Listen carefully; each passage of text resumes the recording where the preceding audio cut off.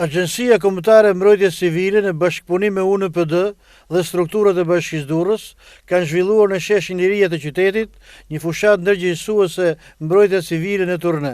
Qëllimi i aktivitetit është sensibilizimi dhe ndërgjegjësimi i popullatës. Agjencia Kombëtare e Mbrojtjes Civile në bashkëpunim dhe me mbështetjen e UNDP dhe projektit Reseal ka filluar fushatën e ndërgjegjësimit që do të shtrihet në 12 qarqet e Shqipërisë.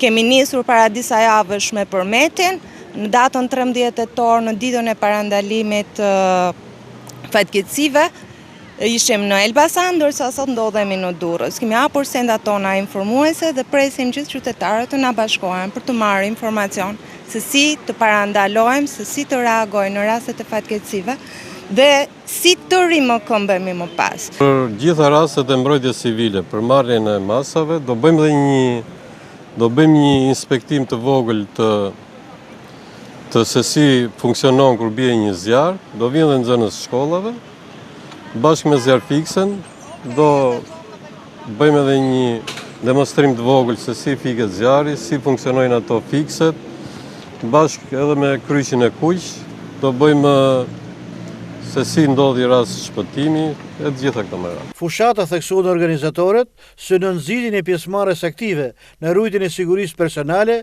familjare dhe komunitare.